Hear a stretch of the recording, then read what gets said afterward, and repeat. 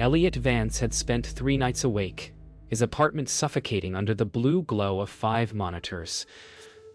The world outside was dead quiet, yet the hum of his hardware sounded like breathing. When the strange subnet first appeared in his dark web Mapan IP cluster, tagged USEST, thought it was a decoy server, a ghost address. But the signal persisted, pulling him deeper. When the feed finally opened, his breath caught. A live video from an underground lab, time-stamped and government encrypted. No sound, just flickering fluorescent light, a steel operating table, and something moving in a cage. He didn't know yet that the camera was watching him too. Elliot replayed the footage again and again. No metadata, no source tags. Just coordinates buried in static. The silence of the feed gnawed at him. Government facilities always had machine noise, ventilation. But this one was sterile, like sound itself had been erased. When a figure finally moved behind the glass, he paused the video. The timestamp matched his system clock exactly. He should have reported it. Instead, he dove deeper, tracing encryption layers, mirroring IP routes, building a map of the impossible. Each node he opened bled static, and yet the feed grew clearer. A voice whispered in the static once, almost human, almost curious. He told himself it was feedback. He lied. At 2:46 a.m., Elliot traced the subnet's origin to a government bunker outside Nevada. The live stream wasn't archived anywhere, it was live, broadcasting through layers of military encryption. A feed that shouldn't exist. He leaned closer, watching Dr. Ward adjust her gloves, her motion so precise it felt rehearsed. Then she looked directly into the camera, directly at him. The feed cut for 6 seconds. When it returned, a new angle appeared. Sumyon had repositioned the camera. Elliot froze as the lens focused on his own screen. The reflection was unmistakable. His room, his monitors, even the half-empty mug beside him. The government feed was showing him watching them. For the next 48 hours, Elliot didn't leave his chair. The room's air grew stale, heavy with the smell of overheated circuits. The feed never stopped. It looped in a sequence that made no logical sense. A room's shifting layout, clocks resetting mid-frame, Dr. Ward's voice faint under layers of static. Every time he tried to close the window, the process froze. He started recording the stream locally, naming each file with the time, the frame, the flicker. Then, at exactly 4:17 a.m., the subject in the cage moved to the glass and spoke his name. The voice was impossible, transmitted without sound, vibrating through the air like a subsonic pulse. Elliot's speakers were unplugged, yet the syllables of his name vibrated through his ribs. He muted the feed, but the motion on screen continued to sync with the pulse in his chest. Dr. Ward walked into frame and began speaking to Subject 47 without opening her mouth. Her expression was mechanical, deliberate ease, unfocused, lips still. Elliot recorded it all. By the third night, Elliot's notes filled 10 text, fileless timestamps, frame counts, flicker intervals. The feed felt alive, adjusting to his behavior. Each time he typed, the camera in the lab tilted slightly, aligning with his movements. He wrapped black tape over his webcam, then over the phone camera, then the apartment's smoke detector. Still, he felt watched. The hum of his computer tower began to sound like breathing again, louder now, closer. He started mapping the signal routes on his wall, strings of red thread, connecting printed frames, scribbled notes about coordinates that didn't exist. The feed now showed areas of the lab he hadn't seen before. Operating theaters filled with figures draped in translucent fabric. Something behind the plastic moved. Dr. Ward appeared again, holding a clipboard covered in sigils instead of writing. Elliot zoomed in and realized they were circuit diagrams. At dawn, he dozed off for only a moment. When he woke, the feed had changed again. A new camera angle showed a hallway ending in a single door marked Observation Room A. The timestamp read local time 6:23. Elliot blinked. That was his time zone. He clicked the window full screen and for a single second saw his own apartment door appear within the lab footage before the feed cut to black. Elliot awoke to the sound of a notification. Pinged a sound his computer shouldn't make while offline. The live stream had returned on its own. Window open, connection unknown. But this time, code spilled across the feed in real timelines of text, forming sentences between frames of the lab. "Can you see us?" The words pulsed in rhythm with his heartbeat. He replied, hands trembling, typing into the terminal. When he hit enter, the response came instantly. "We already do." The text changed every few seconds, as though something alive inside the network was trying to speak. Elliot's responses became more desperate, asking who they were, what the project was. The answer lines grew disjointed, then coherent again. "We are not supposed to exist." Behind the words, the lab feed flickered. Dr. Ward stood motionless, staring into a camera that shouldn't have sound. Yet, Elliot could swear he heard breathing from his speakers. He began decoding the metadata embedded in the frames. Each hex signature contained fragments of location, data, but the coordinates shifted hourly. Impossible to trace. One set resolved briefly before changing again, pinpointing his own city. Elliot froze. The feed zoomed in automatically, showing Subject 47's trembling hand pressed against the glass. Etched into its skin were numbers.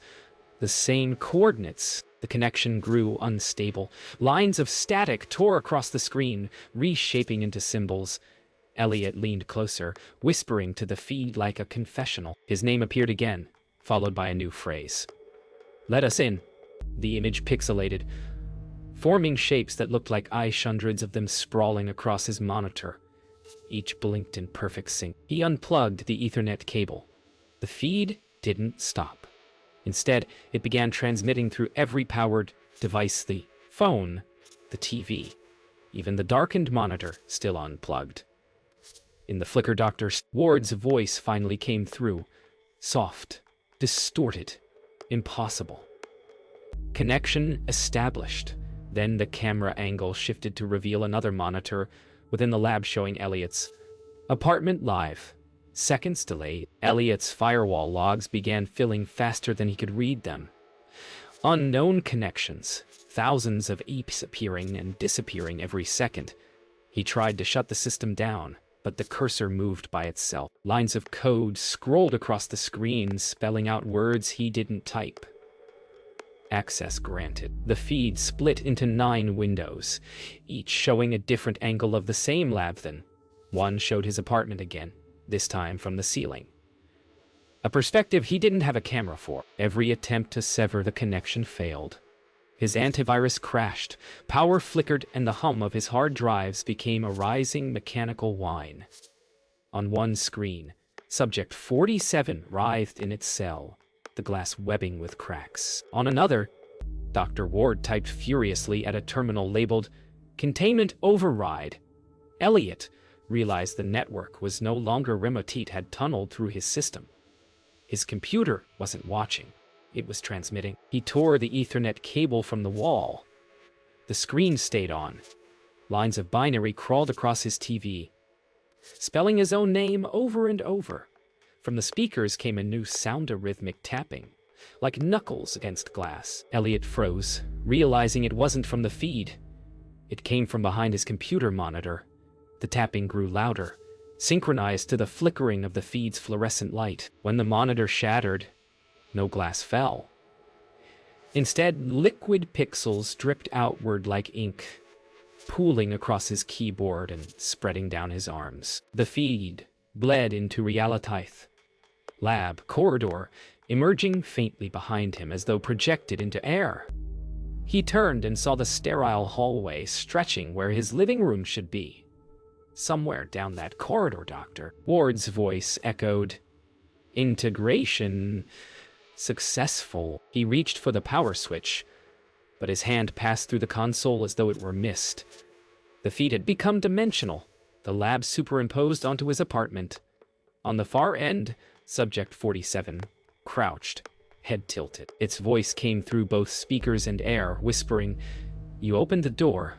The screens flared white, and Elliot saw his own figure standing inside the lab looking back at him through the feed. Reality no longer obeyed sequence. Elliot moved, but his reflection lagged behind by seconds, mimicking gestures out of sync. The feed no longer lived inside his screens, it pulsed across his walls, spilling light like an open wound. When he blinked, the apartment flickered into the lab. When he opened his eyes again, he was standing in both at once. The voice of Dr. Ward echoed, glitching between frequencies. "You are now part of the observation."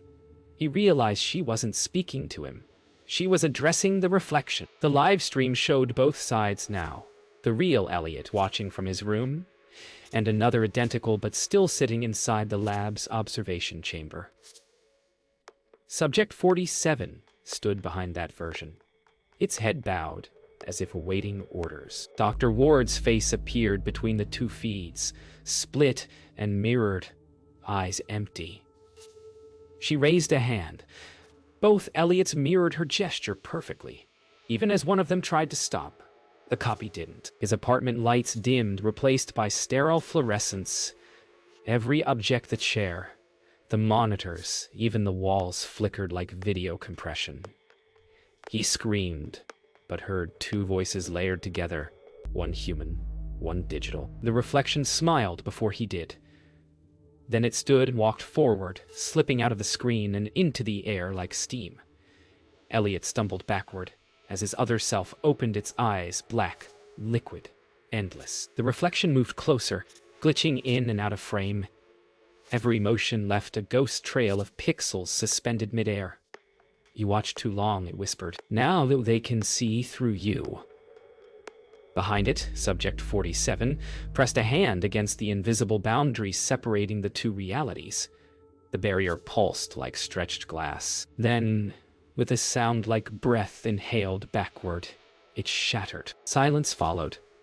Elliot stood in the middle of a blank white room, unsure if it was his apartment or the lab. Every wall pulsed faintly, breathing. Across from him stood Dr. Ward, clipboard in hand, perfectly calm. "Observation complete," she said. Behind her, the reflection watched from inside a glass cell, as alarms began to sound in the distance. She smiled. "Now, Mr. Vance, let's begin phase 2. The alarms didn't stop. They grew louder, morphing into a pulse that shook the floor beneath Elliot's feet. He turned to see the reflection pounding against the glass from inside the chamber, each impact sensing with the alarm's rhythm. Dr. Ward typed commands into a console that didn't exist in his world, but did in hers. "Containment breach in progress," she muttered. The walls of Elliot's reality rippled, each vibration revealing glimpses of the lab behind them. Then, for the first time, the reflection's mouth moved on its own. It mouthed one word: "Run!" Elliot bolted for the door, but the hallway outside no longer belonged to his building. The floor stretched endlessly forward, lined with sterile fluorescent fixtures humming like insect wings. Every few meters, a door opened on its own, revealing empty rooms filled with the same humming monitors he knew too well. Static seeped from the seams of the walls, alive and whispering. He realized with growing terror that the lab wasn't coming through the screen anymore, it was spreading outward. From every open doorway, screens flickered to life, each showing a version of him in different positions, running at slightly different speeds. They were all diverging, all trapped in alternate loops of the same moment. The air buzzed with a low-frequency hum that vibrated inside his skull. Then one of the screens showed Subject 47 stepping through a doorway not far ahead of him, its body convulsing as though struggling to stay coherent in this dimension. Elliot backed away as Subject 47 straightened its posture. It spoke in fragments, voices overlapping through digital distortion. "They're watching through you," it said. "They can't close it now." Behind it, the hallway began collapsing inward, walls bending like wet paper. Sparks of static tore through the air, forming quick flashes of faces, scientists, soldiers, screaming mouths. Dr. Ward's voice cut through the chaos, repeating, "Integration complete. Proceed with phase." Elliot stumbled backward into his apartment, what was left of it. His monitors now displayed every angle of the lab simultaneously, yet the feed's time code matched his own heartbeat. The reflection was gone. The air turned heavy, metallic. Then came the knocking from inside the walls. First one, then two, then a synchronized pounding from every surface. He reached for the power cord, but the voice whispered behind him almost gently, "You don't disconnect from us, Elliot. We arrive." The knocking stopped. Silence returned, thick and absolute. Elliot's monitors went dark, every one of them, except a single window in the center screen. It showed a dimly lit laboratory corridor, the same one from before. But this time a new camera angle faced the door of his apartment. The timestamp blinked. Live feed 001. As the seconds advanced, the door handle began to turn. Elliot couldn't move. He was watching something approach in real time from the other side of the connection. The door creaked open, but nothing entered. Instead, the air shimmered distorted, bending inward like the room itself inhaled.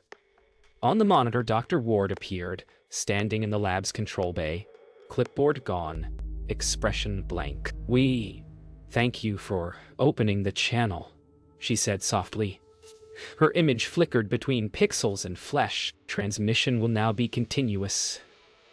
Behind her, Subject 47 began to dissolve, its body collapsing into a storm of light and code. Elliot stumbled backward as static filled the room. The monitors blinked to life again, every feed, now showing his own apartment from impossible angles. He saw himself from above, from behind, from inside his own eyes. The words, "Feed active subject 48, appeared at the bottom of every screen. His breath hitched as the realization settled. He wasn't watching the experiment. He was the experiment. Dr. Ward's voice filled every speaker at once. "Your data stream is stable. Continue exposure." The walls pulsed with faint light. Across every screen, his reflection began to move independently. Each version slightly delayed. They smiled one by one until the real Elliot was the only one not smiling. Then the feed cut to static, and a new camera activated, showing Dr. Ward watching him from her control room. "You see," she whispered, "it was never a feed.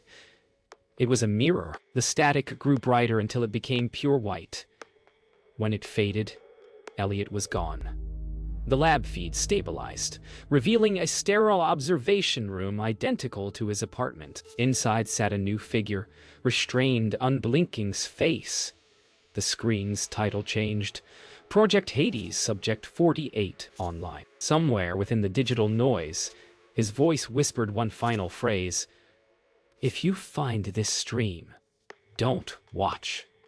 The camera panned slowly back, revealing Dr. Ward standing beside a new terminal labeled Next Connection. "Search it."